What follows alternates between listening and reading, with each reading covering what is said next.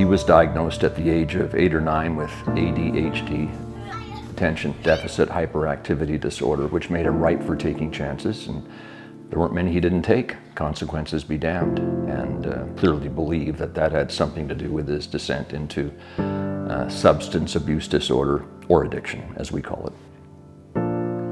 This is a book about your son. It's a book about you and your wife and your other son, Darcy. I want to ask you about yourself for a moment, because literally on the last page of this book, you write that grief can get the better of a person. Certainly if you lose your son and your wife, and she passed away just a few years ago. My grief hasn't, although I have my moments. So I can't say I've risen above my grief, only that I carry on. How do you carry on?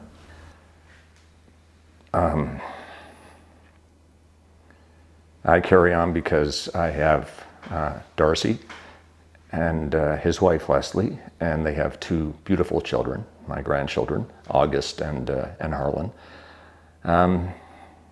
Some days are easier than others, I would say that. Again, I'll quote Darcy. He nailed it, I thought, when he said, grief is like a 10-pound brick in your pocket. Some days it's heavier than others. But you do your best. And you're still feeling it? Oh, yeah.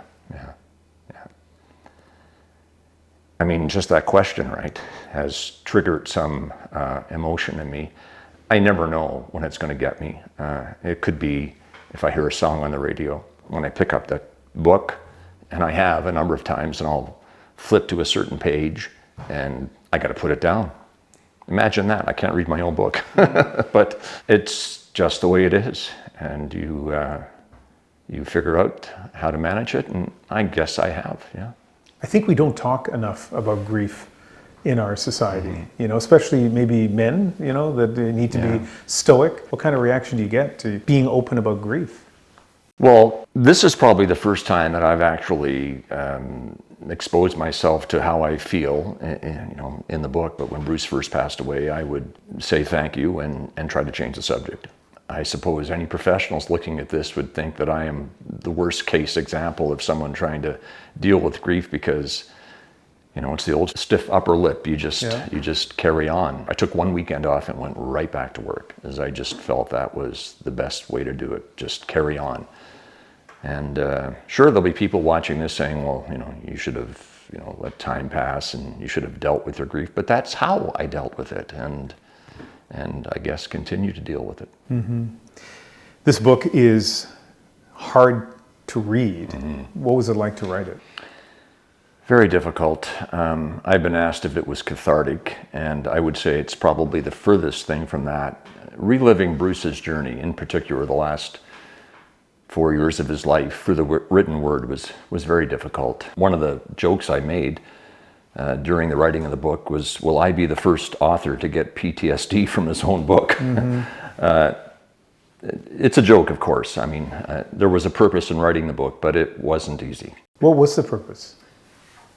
I began to think that it would be not a bad idea, because it would let other families who are going through crises like we did to know they're not alone, and that it would help bring attention to the opioid crisis and what we need to do about it. Okay, so this is the Addams family portrait, some photo studio where they had a special. Just looking like an ordinary, normal family. And the day he was born.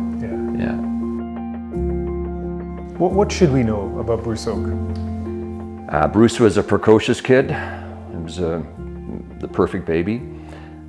I remember when he was 3 or 3.5, we were in front of the house playing street hockey, and I was telling him, like any father would, this is how you hold the stick, this is how you shoot, this is how you stick handle, and pretty soon he'd had it with me. At that point, he'd realized that he could watch me on TV on a nightly basis doing the local sports, talking about all manner of sports. The fans have packed Dodger Stadium all week long. The NHL will be a 21-team league next season. Hello and welcome to Hockey Night in Canada Presents. I'm Scott Oake. But he incorrectly assumed that I should be an expert at all of them.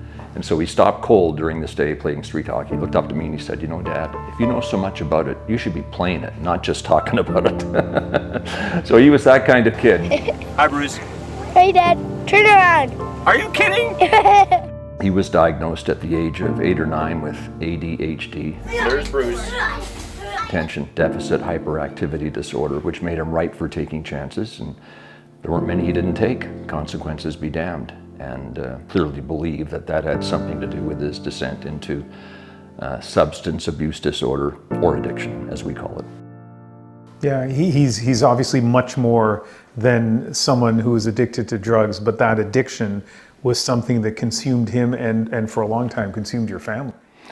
Yeah, it did. It was a horrid journey for the last 4 or 5 years of his life. He was on that cycle of active addiction, recovery, relapse. He went to detox, I think 9 or 10 times. He went to treatment centers 4 times. He tried his best, but he never really came to terms with the fact that he had to do it for himself. He always went more for us than for himself. And as a result, addiction or substance abuse claimed his life. People would believe that using drugs is a choice that you make, but addiction is a disease. When we wrote Bruce's obituary, our first decision was to not hide behind what had claimed his life, because we didn't think that there was any shame in that. The first line of Bruce's obituary reads, "Tragically, Bruce Oake lost his battle with addiction at the tender age of 25. And that got a lot of reaction, and in a way was the genesis of the grandiose project that became the Bruce Oake Recovery Center. This is the moment that we as the Oake family have been super excited to share with all of you, the Bruce Oake Recovery Center. People need to realize that addiction is a disease. Imagine standing over somebody with cancer and saying, "What are you doing with that cancer? Just get rid of it. Just stop having it." You know, I just hope that people will come to realize that it is a disease and we need to approach it accordingly. The problem with treatment is it needs to be available when the person is ready for it, on their terms. And it's pretty clear in this book that that has not been the case in this country.